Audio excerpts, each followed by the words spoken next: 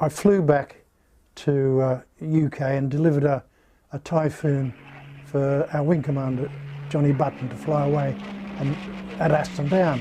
And whilst we were there were 3 Tempests. So he said, come on, they're not much different to a Typhoon. Let's go and have a go in them. So got in. The starting procedure, of course, was exactly the same engine. And went around, and I noticed immediately that the aircraft felt a lot lighter than the Tiffy itself. And took it down, took off, and it took off as sweet as a bird. There was still the noise, the terrible noise of that flaming, that great engine, but it flew like a bird, and very, very sensitive on the ailerons. You could do a flick roll in the Tempest like nothing else. And of course, with that speed, it climbed, dove, oh, like a bird, it really was.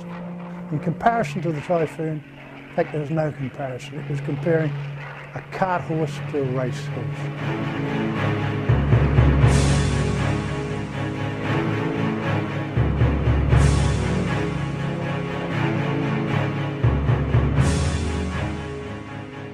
When Hawkers eventually produced the Tempest, it was a development of the Typhoon, and it was more than likely that this was the aeroplane they were aiming for in the long run. This aircraft had a stable, more reliable Sabre engine. It would have a new wing planform and a much thinner wing, which would improve the performance of the aircraft at all altitudes. Eventually, the new redesigned rear fuselage and tailplane empennage and everything else, the aircraft was far more stable and a much greater, much more pleasant machine to fly. It would come from the outset armed with 4 Hispano cannons. Originally these were the long-barreled versions, which would be replaced by the short-barreled version, the difference being approximately about 5 inches of barrel length. Robert Barclay trained to be an RAF fighter pilot in 1941 and joined No. 3 Squadron flying Hawker Hurricanes in 1942. At the end of 42, we were re-equipped with Typhoons from Hurricanes and became a Typhoon fighter bomber squadron, largely attacking shipping off the Dutch coast, dive bombing German airfields, etc., and also employed in a fighter role.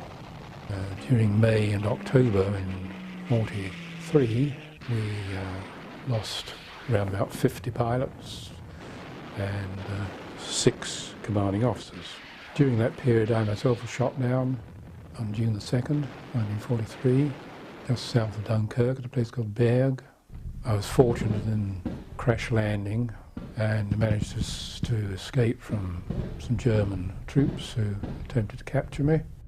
I was hidden by a resistance family, and I worked with this resistance group for approximately 2 months. I then was handed to the Comet escape line and started my move towards Spain.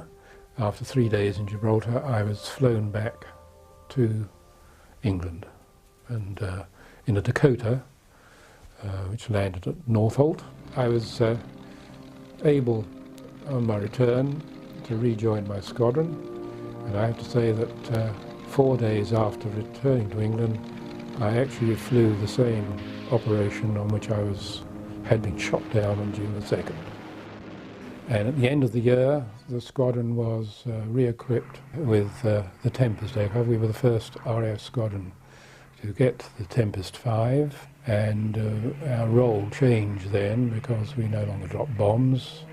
We did fighter sweeps and also were used in a ground attack role as well. As the Tempest became more available and started to, in some circumstances, replace Typhoons in frontline service, it was estimated by experimental armament people that it would need very little clearance for weapons. However, they did do the usual selection of trials, so the Tempest would be cleared for all the general purpose bombs available for aircraft of that size. It will be cleared to use the standard selection of rockets, either in single or duplex form. In a similar manner to the Typhoon, the Tempest would also be used for napalm tank trials.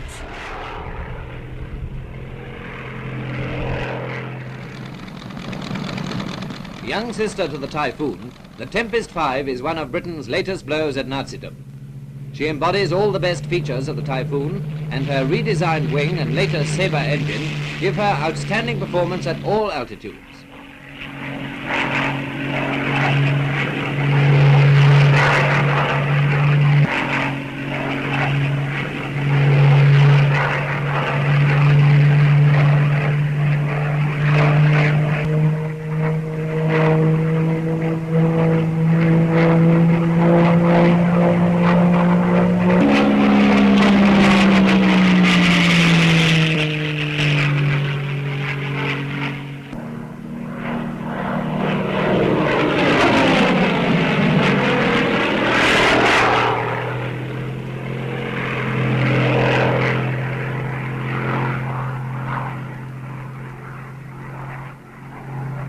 If you know the Typhoon, you'll see plenty of familiar shapes.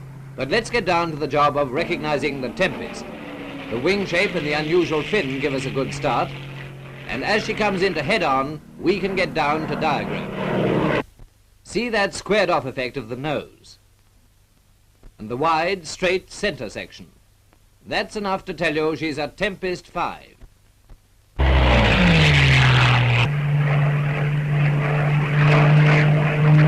Seen this way, the shape of her nose and the heavy radiator are obvious. But it's the whole aircraft you've got to look at. That wing is quite different now. There's a curve to the trailing edge, and the tips are blunted. Look at the fin. See that unusual fairing on its leading edge. Once you know this aircraft, you can never mistake her for anything but a Tempest.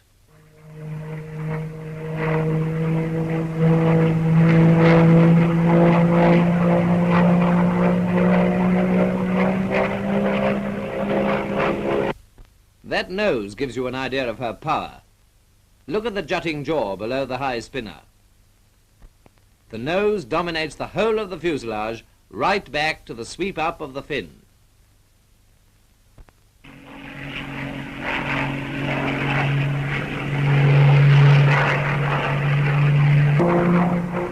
Side view, you can still see the features you know already. Powerful nose with jutting jaw. And here's a new thought. Doesn't that fuselage look tubular? Even though in this case the camouflage hides the radiator. Right at the rear, there's the fin with its sweep up and curves which help to make the Tempest easy to recognize.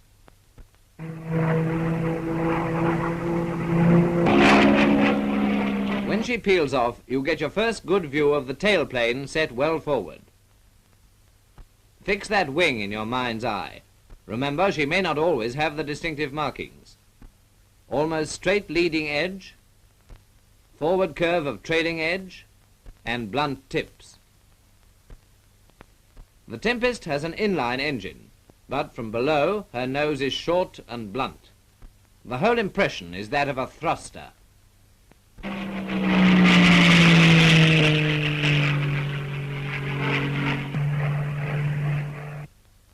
Camouflage won't always fit as well as this, so let's clean her up a bit. You might think the wing had sharp dihedral from roots, but you know better now. That effect is caused by the curve of the trailing edge.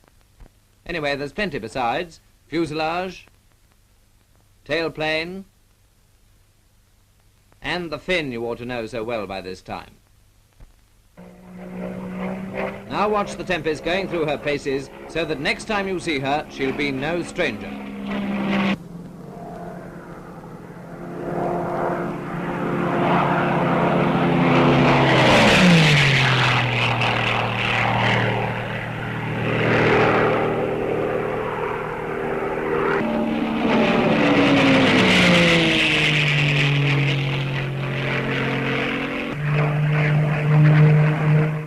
Now for a final run-over of the points to remember. Square nose and wide center section, jutting jaw and fuselage which gives a tubular effect, fin and rudder that you won't forget. And finally, the Tempest wing shape.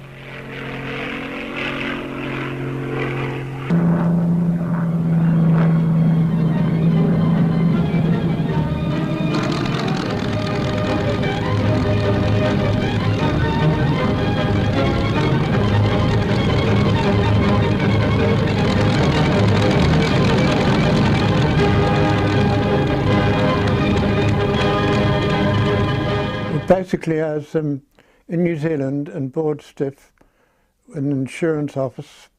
So joined the Air Force and rather glad the war started because it gave us an excuse to get out of New Zealand, which was probably impossible in those days. And I went to Canada and got my wings, came bottom of the class, so they put me on training command for roughly 9 months. And I flew all sorts of aeroplanes over there.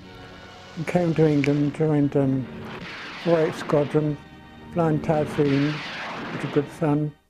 And then we did quite well. Then we got transferred onto Tempest, which at the time was the best and fastest aeroplane in the war. 5 different versions of the Tempest were put forward. Of these, only 2 would actually be built. The Mark V, or the Tempest 5, would be powered by the Napier Sabre, although this was a developed version of that fitted to the Typhoon. The other version that would eventually enter Royal Air Force service would be the Tempest 2. However, this would be powered by the radial Bristol Centaurus engine, which was in very short supply at that point in the war. But my engine failed just off Dover, and we're at about 3,000 or 4,000 feet. And I tried to bail out, and I couldn't, the hood wouldn't come off. So I thought, well, the only thing to do, I had to ditch it. So it was a very calm sea, luckily, so I went down and ditched. And no one had ever ditched a Tempest before. And I landed and ditched quite successfully and hopped in my dinghy, and I saw a destroyer coming alongside me, or next to me. So I waved to it, and he was starting to come alongside to pick me up, and I thought, well, that's jolly good, I'll have a couple of gins up here, because I had my commission by that time. But unfortunately, for my sake, an air sea rescue boat came from Dover out to pick me up, so obviously they picked me up, and they put me on board and took me down in the bunk, and all they gave me was bloomin' Bovril. Ron Wright was a long-serving engineer in the RAF, one of its unsung heroes. The fitter is the engine man, and the rigger is the airframe man. The checks would run like this: undercarriage, centre section, main planes or wings, fuselage and tailplane. Now he's responsible for the correct full and free travel of the elevators, rudder and ailerons. Hydraulics for the retraction of the undercarriage and the operation of the flaps, and the pneumatic system, which are the brakes and the gun firing mechanism. An armourer looked after all the armament, whether it's bombs, rockets or cannon. Before starting the engine, the pilot selects flaps down to reduce starting loads on the pump. Before the aircraft takes off, the pilot checks that the hydraulic system is in working order by raising and lowering the wing flaps. The wing flap indicator tells him that the flaps are working. The action is then reversed. The pilot selects flaps up. The flaps close.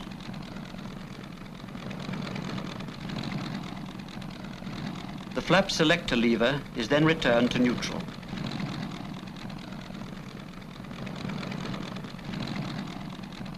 The radiator shutter is also operated by the hydraulic pump, but as it has no cockpit indicator, a member of the ground crew checks the operation. The pilot leaves it in the down position for taxiing and takeoff.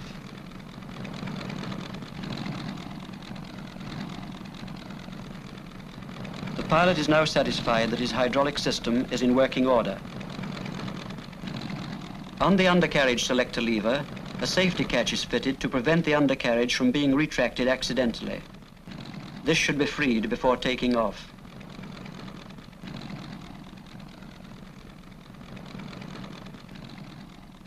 It was a more sophisticated aeroplane than the Typhoon. The wings were now high speed, low lift.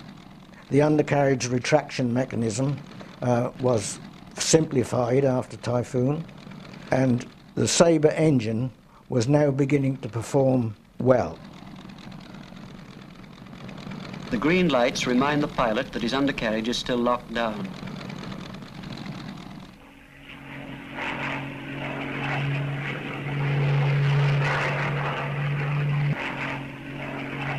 When the undercarriage is selected up, the mechanical lock which holds the undercarriage down is broken, and the green indicator lights go out and red lights come on as the undercarriage retracts.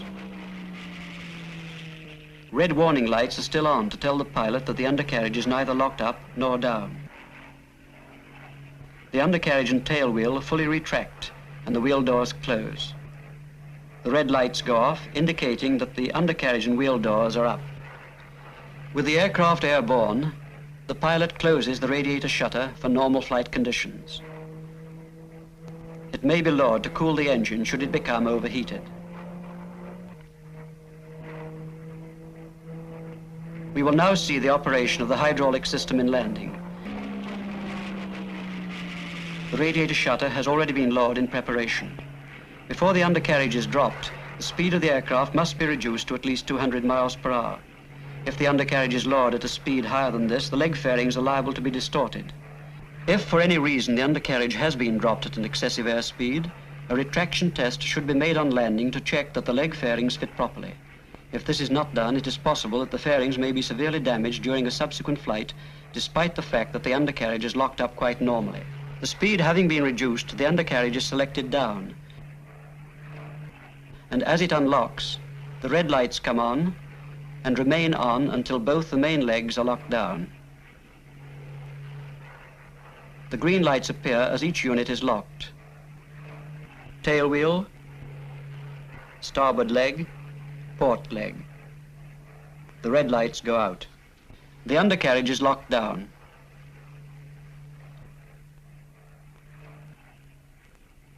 As an extra safety device, wing indicators come up to assure the pilot that his undercarriage is down and locked in position. The pilot selects flaps down.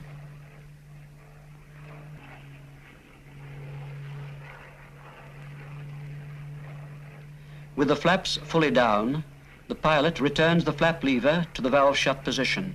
Otherwise, the flap pressure relief valve would relieve, and the pressure from the hydraulic system would not be sufficient to operate the undercarriage should the occasion arise. We didn't have the problems that we'd already experienced on the... They had been ironed out on the Typhoon. Various little things like a pilot would... having difficulty to getting all three green lights on when I'm coming into land. Here, the pilot on takeoff selects undercarriage up. The undercarriage green lights go off and the red lights come on. The undercarriage retracts, but the wheel doors remain down. The red lights stay on, indicating trouble has developed. The pilot returns to ground to have the fault rectified.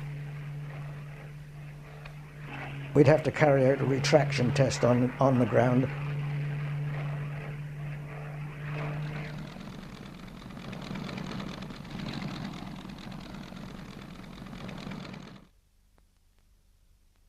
We, as pilots ourselves, always were very friendly with the two people who looked after our aircraft. I had the same two all the time I was on both squadrons, a rigger and an engineer. And we used to call each other, you know, by our first names pretty well always. They might call me sir occasionally, but we're always very friendly with them. And being New Zealanders, we didn't have the snobbishness that a lot of English people have. But we got on terribly well with them. No trouble. We'll go out and see them in the pub and have a couple of drinks. And they're just nice blokes. The pilot explains what has occurred and hands over the aircraft to the maintenance crew. The locating of the fault is made easier if the pilot can give a clear picture of what has happened. You didn't meet ground staff who were actually servicing the aeroplane when something really went wrong with it, whether it had to have an engine change or something of that nature. You used to go round to the hangar, and you didn't meet those people. You only met the chaps who were actually working on your aircraft for you at the time. Between them and us, it was all a matter of we're all doing the job. The rigger checks the air pressure, then the oil level. As both are satisfactory, he must look elsewhere for the fault. With the aircraft trestled, ready for a retraction test, check the electrical system.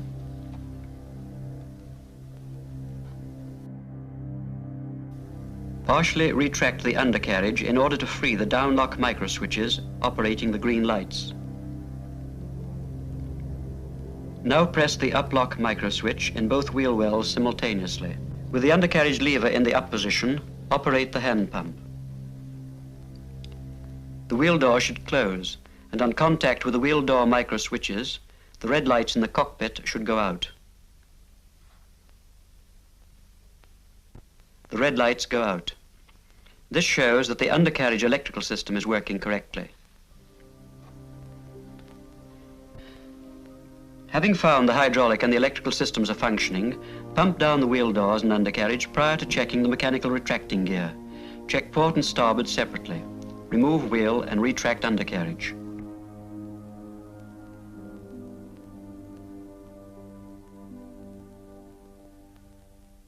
Now, with our crew, usually we found ourselves next door to them.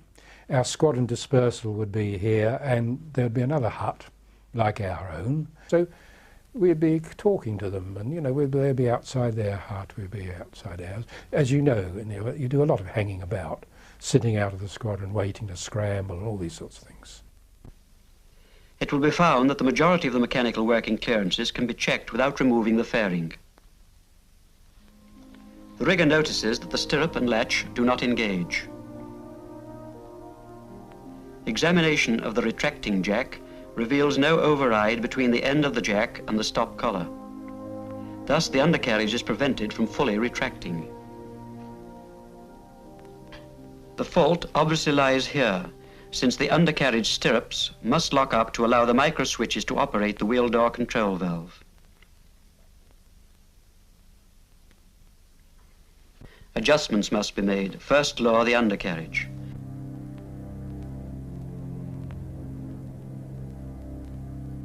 Undo this lock nut and slacken back the stop collar. Switch off the undercarriage lights in the cockpit and carry out a retraction test.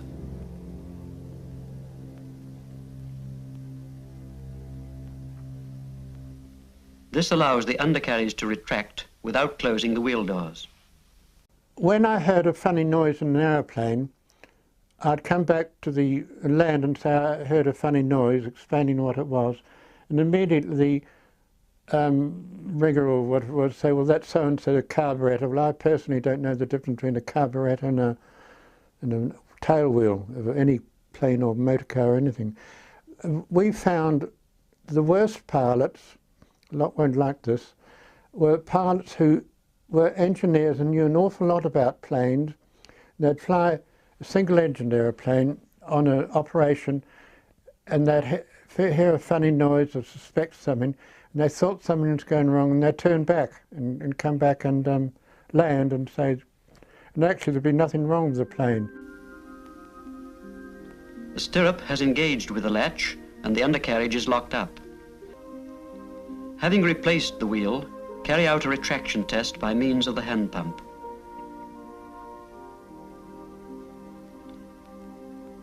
Switch on the undercarriage indicator lights.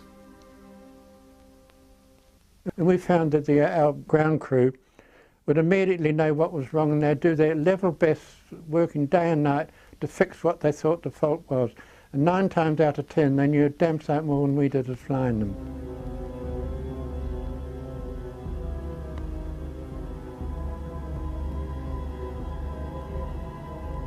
The wheel doors close. The red lights go out, proving the fault is rectified. In conjunction with these tests, it is always advisable to make constant reference to the aircraft handbook and be sure to sign up the 700 after each operation. They did a marvellous job, and they were really the unsung heroes, really. And the pilots looked on them like that. When I didn't come back from my trip in '43, my engine fitter was a Scotsman, a big, really big man, and he was called Gray. And I was told that when I didn't come back, he was crying. So that tells you the sort of fellowship there was. We, as pilots, we respected them, and we enjoyed their company. Easy to say I didn't know what we would have done without them, but we would have stayed on the ground, I reckon. The engine people decided that it might be interesting to try different ways of cooling a Napier engine. So instead of having the great big chin-mounted radiator, a whole new faired-in, beautifully contoured nose was designed, and the ducting, or cooling, would be supplied through the spinner. The idea was not carried forward as the spinner itself was so complicated that any fault would have grounded the aeroplane for days while somebody tried to rectify it. I was on a night intruder operation by myself in the Tempest in May 1944. My role was to try and find German aircraft. But when I turned north to return to base, I suddenly saw a bright light in the sky and assumed it was a German aircraft who'd left its navigation lights on. I just found that it was going extremely fast, and I eventually caught up with it. When I got close enough to it, I could see that what I'd taken for a light was in fact flame shooting out of the rear, which made me realize it was some type of rocket-driven aircraft. I fired 3 bursts at it. It immediately dived into the channel. I got back to base and reported what had happened, and people were slightly incredulous, not knowing what it was I'd shot down. We found we had a delivery of black and white paint. Paint is not the right word for it. It was unusual texture. Engineering officer advised us that we were now going to put black and white stripes round the fuselage immediately in front of the tail unit. We were given the diagram, measurements, and 4-inch brushes, hand torches, chalk and string. We do our best, and we get the black and white stripes on at night. It was not a pretty sight, and it certainly wasn't showroom finish. We knew the invasion was to come, but we had not a clue as to when. I mean, maybe the pilots had some inclination more than we did, but certainly the ground crew had no idea. We were just at dispersal, late evening, total darkness, and Wing Commander Beamer come across the tarmac saying, "It's tonight, lads, it's tonight." A little later on, we looked to the sky, and there's all the airplanes, all with their navigation lights on. And that's something we hadn't seen in the war years, airplanes flying with nav lights on. And it was a real sight. And of course then we knew that it was on.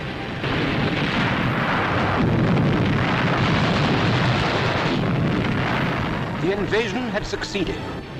It was almost immediately after D-Day that this unusual noise in the air came spluttering across Newchurch.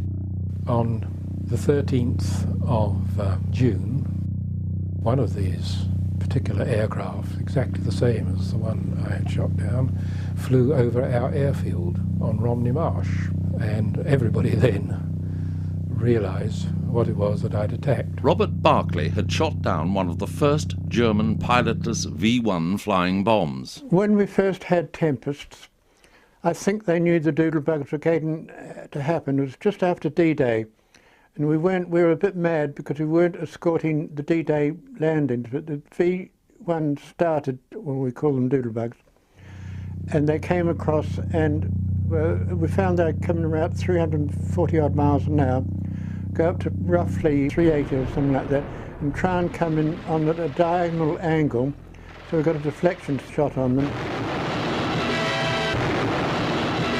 Here it is, or what remains of it, called doodlebug or buzz bomb. The pilotless plane with the explosive head is in fact the aerial torpedo. Used as it is by the enemy, it is completely blind, and as an indiscriminate weapon of terror, it represents just about the lowest level which the Germans have reached. Before we go any further, let us take a look at it more clearly. The square wing type which we examine here has an average speed of about 350. It is 25 feet long and has a 16-foot wingspan. Range is approximately 150 miles. The explosive is carried in the warhead, mounted in a thin casing in front of the fuselage, which is usually painted dark green on top and light blue underneath. A steel tubular main spar passes through the fuel tank, while in the bottom of the fuselage is the launching rail. Compressed air stored in spherical wire-bound bottles feed the fuel sprayers under pressure. The fuel used is petrol. The jet propulsion unit is contained in a tube of welded steel approximately 11 feet in length. At the end of the fuselage are the automatic pilot gyros responsible for controlling the height and range. They are determined by a time switch. Have a look at one of these in flight. Hear it as it streaks over London at somewhere around 400 miles an hour. Now, this reversed the situation for the squadron's deployment. We are now totally committed to chasing these flying bombs. Fighters are playing a vital role in disposing of these missiles, outstanding of which has been the work of the Tempest, shown later in this issue. At first, attacks were made from 400 yards, but gradually this range closed to 150. Approach is often made from the rear, and 20mm cannon fire either wrecks the engine, puts the gyro out of commission, or explodes the bomb. Normally we had our guns harmonised at about 200 yards, I think. I think we started off at 250 yards and then we brought them down. That harmonised, in other words, that's where the shells fired from either wing would meet 200 yards ahead. Although very often we got closer than that to shoot them down. Sometimes you would hit the load, and I should tell you that the V1 carried a heavy bomb load, almost as much as cruise missiles do today in terms of weight of explosive. And sometimes they exploded. It was a huge row, and we lost pilots that way if they were too close. At night, the air torpedo is easy to see, and many have fallen to the guns of anti-aircraft batteries. They've already taken big toll both by day and by night. It's one funny thing that happened. You may have read in the papers and so forth about tipping the wings of doodlebugs. In actual fact, once a Spit did tip a doodlebug and it crash landed, the following day in the Express and Mail and all the normal papers, there's a new way of shooting doodlebugs down, tip their wings. I heard people talking, frankly, of this tipping it over. This is an absolute lie. And I was the only pilot on the wing to tip over a V1. The only other pilot that I definitely know to have done so was a Pole. And I don't know of anybody else. I'm not saying there wasn't anybody else, but I don't know of anybody, and I've made a lot of inquiries, and the only one I can definitely compare was this Polish pilot who did it. A doodlebug crashed and it didn't explode, and the Huns had wired up from the nose to the wing a piece of wire, so if you tried to tip it, it would explode. So we got round in our, we would call it fax nowadays, or in those days it came round immediately. Do not tip doodlebugs or they will tip and you'll blow up. So to my knowledge, on 486, and we got as much as the other squadron, there were very, very few, if any more doodlebugs tipped at all, because if you did it, you'd risk your own life. But they were good fun to shoot down, because you'd come behind them or deflection, and they knew you couldn't shoot back at you, and they couldn't run away from you. And there was no glamour in shooting them down, except that you got one. But we had to be fairly accurate shots to get them, because they were pretty fast. When the V1s first started, it was almost a free-for-all. And as the, whatever fighters happened to be available were dispatched against them, as the Tempests were the fastest fighters in the Allied force, they managed to shoot down more than anybody else. But it was very disorganised. After a very short while, the area officer commanding the defence, first of all, brought every single anti-aircraft gun in the country and placed them in a 2-mile belt along the south coast from Dover to Eastbourne. He then marshalled the aircraft as follows. Flying immediately off the French coast were Spitfires. From mid-channel to the gun belt, which extended 2 miles out into the channel, were Mustangs. Inside the gun belt, that is to say a 2-mile belt, inside that were the fastest fighters, namely the Tempest, and they had to catch the V1s between the gun belt and the balloon barrage around London. It was disappointing in a way for the Tempest flying inside as the last aerial defence, because they would see and hear on the radio of the code name being Diver approaching, and 9 out of 10 were being shot down by the anti-aircraft as they went through the belt. But at the same time, we were also told, and we believed it, that every V1 that got through the balloon barrage killed 11 people in London. And that was, as far as I'm concerned, the deciding factor. Then I went to join 3 Squadron, which was at that time just finishing off with chasing flying bombs.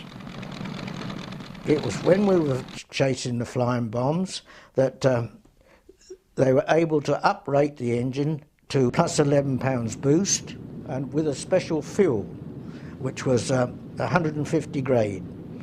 And it was mauve in colour, and it was very harsh. The riggers and fitters were given Rosalex to rub on their hands for refuelling, because it was harsh stuff. But it did give that engine the extra power, and it responded to it. The Doodlebug, I believe the speed was right, was around 400 miles an hour plus, and the Tempest could make that. It was a knack of getting up very high and watching to watch the flame going across the ground. Then you would dive down, working up to a speed of perhaps 500 miles an hour, catching the thing up and then firing at it. Well, I suppose in those 2 flights I was not high enough or experienced enough to catch the things up. I would have learned after another 2 or 3 flights, and that would have been that. But the other chaps were bringing them down like they're going down like sort of butterflies. Great work in defending this country against the flying bomb was done by our fighters, which in the months of June, July, August and September destroyed more than 1,900, like this. The Doodlebug flew up in front of me and it exploded, and I had to crash land on that occasion. My engine completely failed.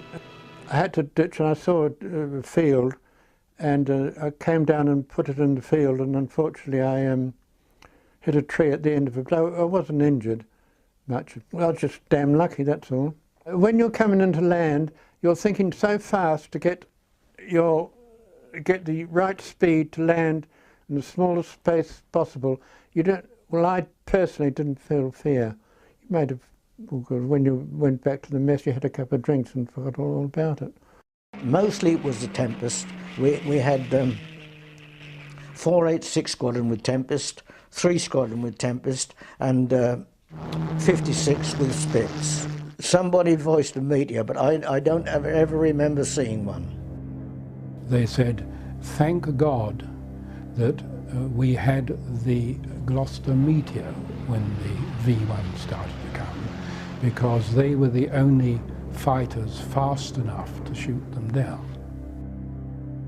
This, of course, is palpable nonsense, because at that time we had one RAF squadron of meteors, namely 616, who were just forming up at Manston.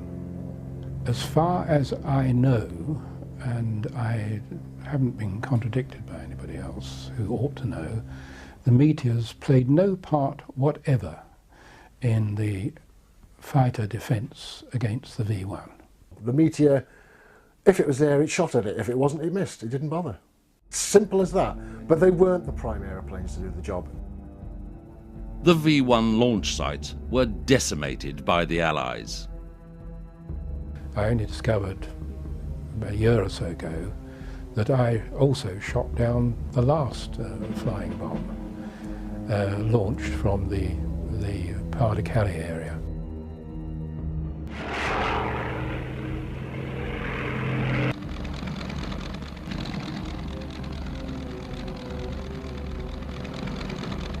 We were successful, I suppose that is the word, in downing a lot of flying bombs. As a matter of fact, my squadron had the highest score of any squadron, as we were the fastest aircraft, so that probably went without saying. We shot down 305, and our total wing, comprising ourselves 486 New Zealand squadron, and for part of the time 56 squadron, shot down 705 flying bombs. John Wright joined the RAF in 1942. By 1943 he was flying Spitfire 9s target spotting for the Navy's heavy guns, which was a highly specialised occupation. I decided that I wanted to be a fighter pilot. I read a lot about the Tempest. I'd read a lot about 3 Squadron. I was in love with 3 Squadron, with all they had done throughout history. I'd read all about that. I said, I want to join the top squadron in the country, and that's what I thought it was. And sure enough, they had done a fabulous job on killing the V1s, you know, these doodle bugs that come over and bomb London. When I joined them, they had given up doing that because the war had already started. Most of the sites had been overtaken by the British or the Americans, you understand, and destroyed. And so now it remained for 3 Squadron to become a full-fledged fighting squadron and to support the troops. I wasn't allowed to fly the Tempest right away. Even though I went to Holland to do it, the squadron commander said, I think it would be fair on you if you went back to England now for a couple of weeks and got in a Tempest and flew it every day as much as you could to get acclimated, you know, so that you would, you know, you can use all your skills in flying and not worrying about what the plane's going to do. He said, it'll be a confidence builder for you. So I said, fine. So I went back and they put me on a Hurricane. So I flew a Hurricane for a couple of days. And then they put me on a Typhoon, and I flew a Typhoon for a couple of days. This is how Napier built the plane, by the way. It was first a Hurricane, then it became a Typhoon. This was a step up, was a Typhoon, and the Tempest was a step up from the Typhoon. It was awesome. It was awesome because you could do so many things with it. You could dive like hell with it. You could do it. You know, Spitfire almost, you know, it had to fly with the engine to get down. You know, I mean, it was such a beautiful plane. But with the Tempest, it somehow or other, whew, you just went. You know.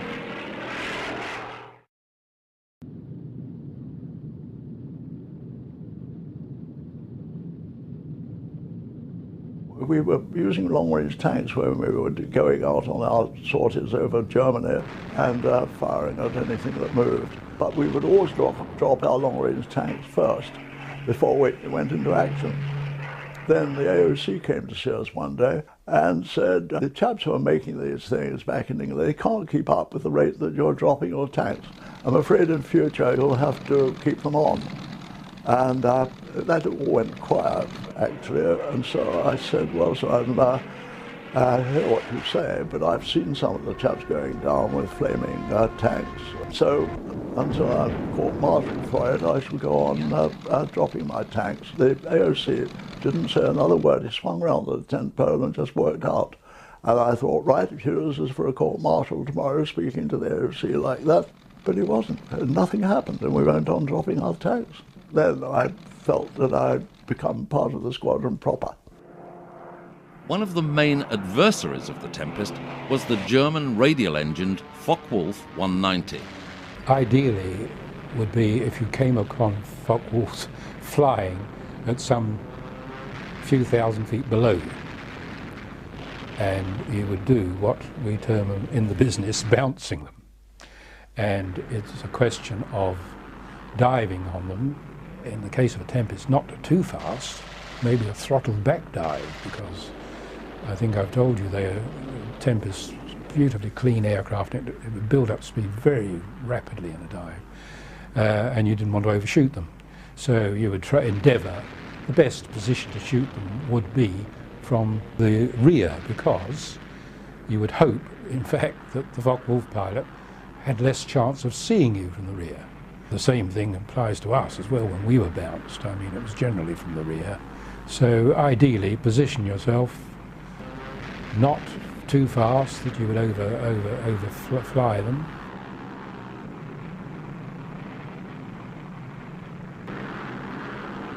And keep the aircraft steady. If you're obliged to attack from the beam, well, make sure you allowed enough deflection so you would fly into your shot.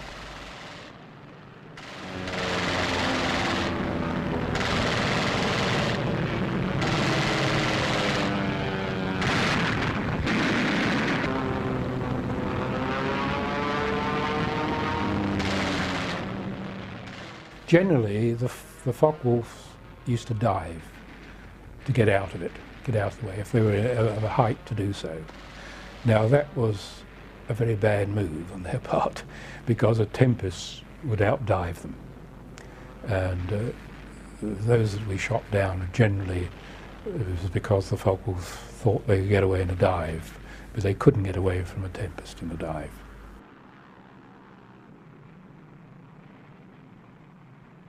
We had a marvelous gun sight on the Tempest, by the way. That was another thing that was fabulous about the Tempest. In other words, when you flew a Spitfire or a Mustang or anything, you just had your guns, and then you had to look out the window you looked out through, and you had to gauge where your guns were in relation to where you were shooting. You understand? Especially if you got close to a target. With the Tempest, they had a gun sight that came up on the actual front window of the plane.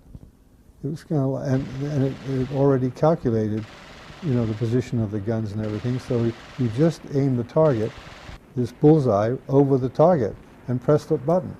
Because if you are bounced yourself, well then you have to be much more careful. You would probably, your first action would probably be do a steep climbing turn right into the aircraft that's diving on you, hoping that you can get underneath it and then round on top of it.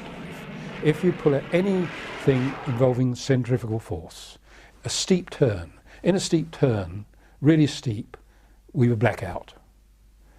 Go completely unconscious. And so we might go completely, several times on one trip, because you got your plane in that position, a 90-degree turn, and you then pull back on the stick again, and as you pull back, you're tightening the turn. It's getting tighter and tighter, and the blood is draining away from your head and into your legs. Now, modern pilots have G-suits. All modern pilots have G-suits, which they can withstand 7G, 7 times gravity. But I dare say we were probably blacking out at about 4G. So what happens is you black out, and then you inadvertently let the stick go forward, and that you can then start coming out of the turn, and you become conscious again. As it's occurring, the first sensation is as if a very heavy weight has been pressed on the top of your head and is pushing you down into the cockpit. Then it feels as if your eyes are actually dropping out of their sockets. And that is coming out of a dive or out of a very steep turn. During August 1944, Tempest squadrons were sent to attack targets in France from England. On September the 17th, 1944, Operation Market Garden, the Allied airborne assault on Holland, began. 1 o'clock and an army began to drop from the skies. The battle for the Rhine crossings was on.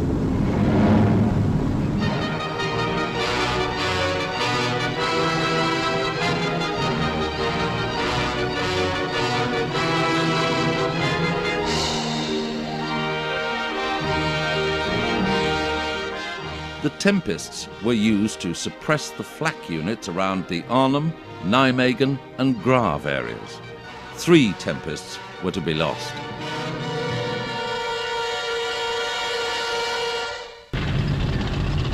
The Germans turned on the heat.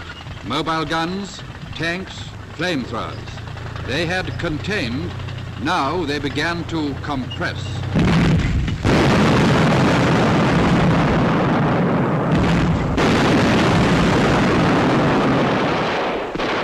For 10 days and nights, the men of Arnhem held on.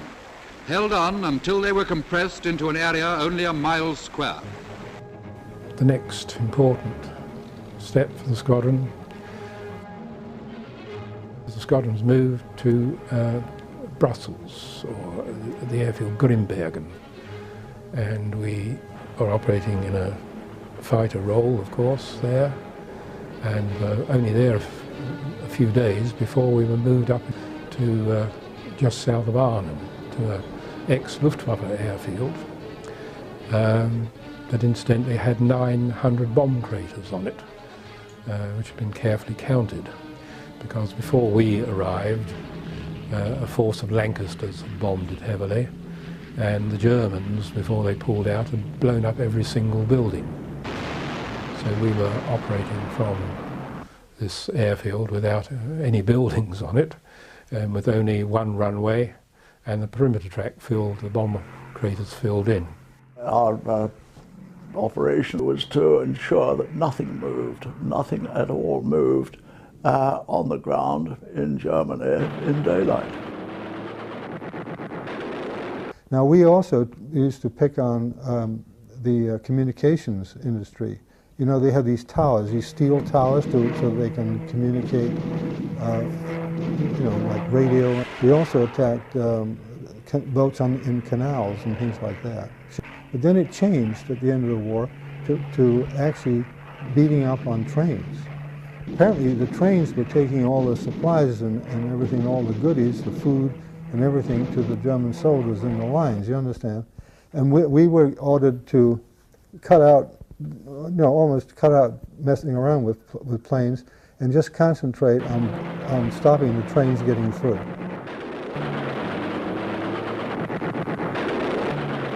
We were on our way back with very little ammunition left when we saw a train. We happened to spot it, and I told the other chaps to do a circuit and hang around, and I'd catch them up. I've got some ammunition left, so I went down, flying up the valley. I was just about to fire at the engine when 2 figures jumped out, I suppose being the engine driver and the fireman, and they went rolling down the bank, fired at the engine, which just went steaming on. I'd hit it, but it went steaming on with smoke coming out of the funnel and a certain amount of steam, and it just disappeared on the other side of the embankment. I often wondered actually what happened to the train, whether it went on and on until it collided went through a station or through the end of the rail or something, or whether somebody managed to climb over and stop it, or whether it just ran out of steam and stopped anyway.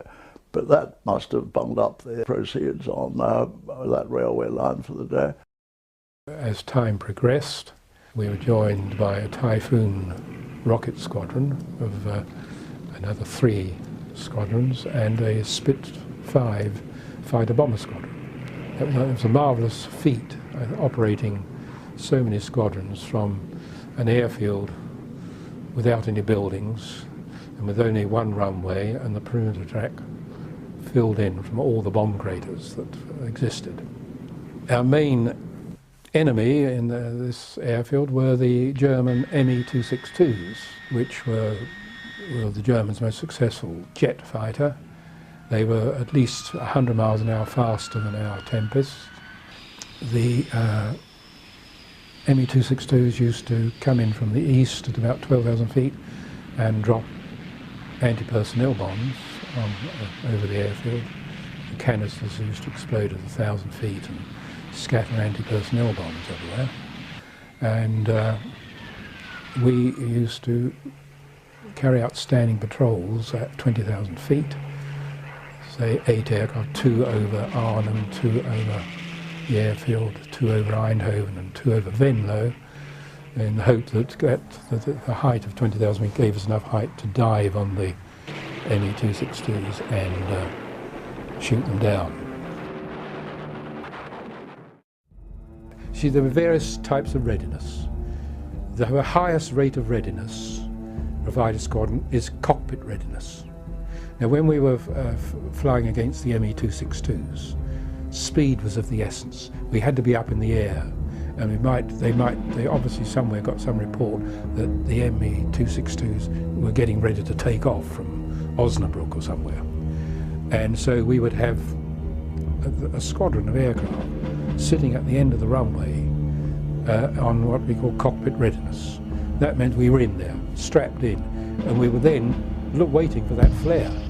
And if a green flare went up, we'd just scramble, press the tips, start the air, because we used Kaufman starters, of course. So to fly a cartridge, you had to fly a cartridge. There were tricky things. Typhoons and Tempests were tricky aircraft to start. We did have a commanding officer, and I'm not going to name him, was never able to start his aircraft. So the airmen, the crew, used to have a separate aircraft in one of the revetments already ticking over. And the CO used to go through his 5 cartridges without success. And then you'd see him rushing out, his head appear out of the cockpit, and he'd be rushing over to the aircraft already started. His rigger would be following him with his parachute on his back, running over with it. And it was very strange. I don't know why he could not start his aircraft. But there we are. In other respects, it was okay. Certainly on one day we were successful because one of our pilots actually shot down a 262. He picked it up over the airfield. He just relieved my section of 2, and I had a squirt at it myself. But with their superior speed, they rapidly went away from us. One of our pilots, Pilot Officer Bob Cole, decided to chase this thing into Germany. It was a little tiny speck when he started, and he eventually, by the time he got to Osnabrück, he caught it up and shot it out of the sky. We continued this activity and carrying out fighter sweeps and escorts for Typhoon, rockets, aircraft and so forth. And then towards the end of the year I was unfortunate enough to get myself shot up when we were bounced by some Focke-Wulf 190s,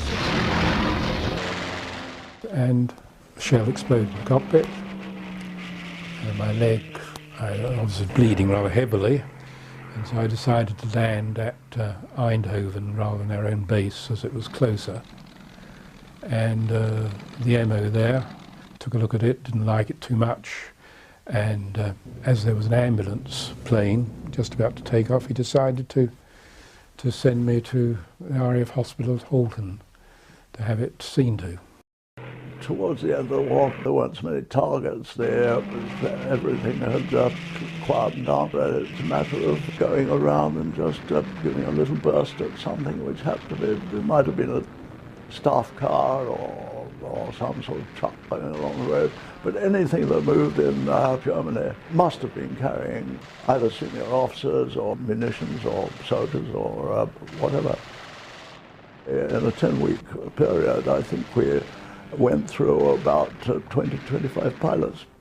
I got shot down by a train, beating up the train, because this train was so juicy and big. It was absolutely loaded with stuff, tanks and God knows what. And so I went down and clobbered the train, and I got it real easy because they didn't see me. My number 2 went down and had to go at it too, just to make sure that I did a good job. And then I decided I'd go back and try it again. So I went down the length of the train this time, and that's how I got shot down. Some guy had just sat there with a gun, machine gun, and instead of firing at me, he just fired it up in the air like this and let me fly through it. And then by the time I got up to about 500 feet, I heard a big thud in the back of the plane, and all of a sudden the plane was on fire. So it was a ball of fire. This time I got my, I took off my canopy, I bailed out, and fortunately remembered to pull the ripcord. If I hadn't done that, I would have been powder, on the ground. And then I was taken prisoner. And I went to actually a prison interrogation camp in Wetzlar. Next thing we heard was we were going to march from Nuremberg to Munich. We walked all the way to Nuremberg, and then we were repatriated by General Patton. And by the way, I'm probably one of the few pilots who was able to recuperate his dossier, or his records, from the Germans. And I have it as a memento of my experience in Germany. We lost a lot of others as well who were posted to other squadrons to take flight commanders or promoted to squadron leaders and so forth. And I think I was the only one left in the squadron when hostilities finished, because I was always up the front, I think. Yesterday morning at 2:41 a.m., General Jodl signed the act of unconditional surrender to the Allied Expeditionary Force. The German war is therefore at an end.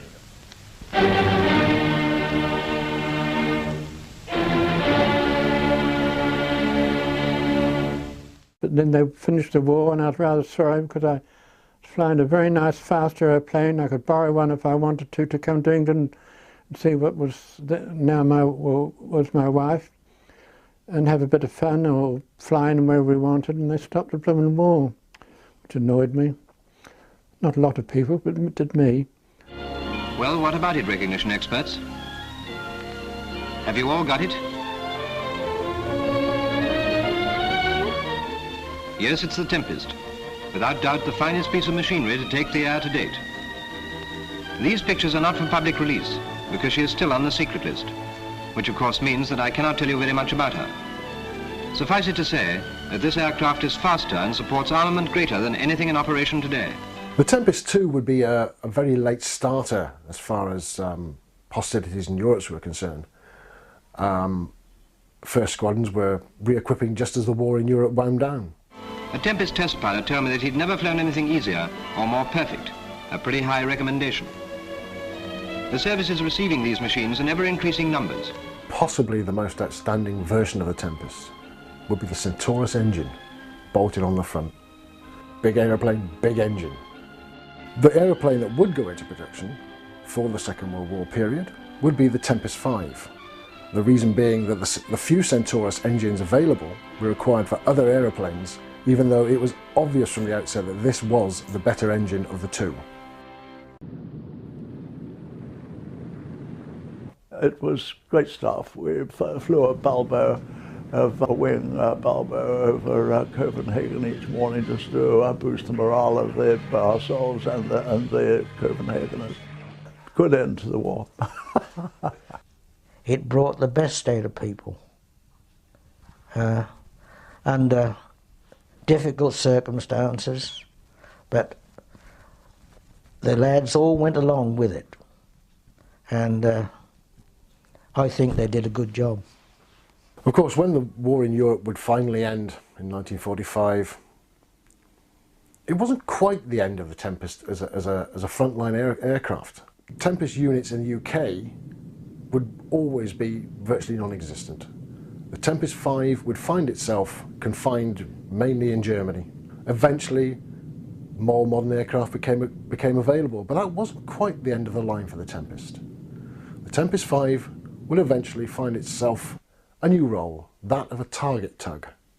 Painted silver overall with yellow and black undersurfaces, you could always tell a Tempest pilot had been a target tower.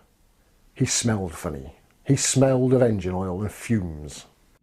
It carried on for a few years into the late 40s. But once that job was done, they were taken away to the various maintenance units. They stacked up, even brand new ones were ending up there. Brand spanking new, 2 or 3 hours on the clock, straight to the maintenance unit, because you couldn't cancel all the contracts. And except for a handful of examples, they would be cut up and they would probably use them for saucepans. The Tempest 2s, however, they had another role. They were fairly new machines, there were a lot of them. When they left the service of the Royal Air Force, many were sold to overseas air forces, such as India or Pakistan. In fact, in these cases, they were gifts. Not all of them went overseas. Many, again, would join their brother Tempest 5s in the maintenance units to be scrapped. After the war, only one other version of the Tempest would be built.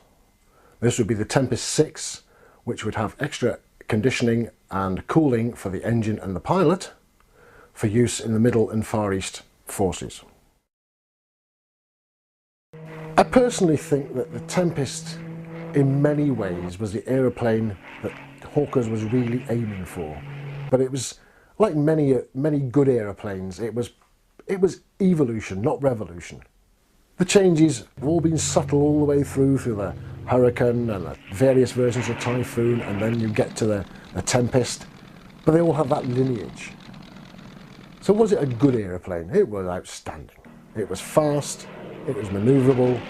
When it needed to, it could carry a reasonable amount of external ordnance. It packed a punch. And the pilots who flew it seemed to be quite happy with it all the way through.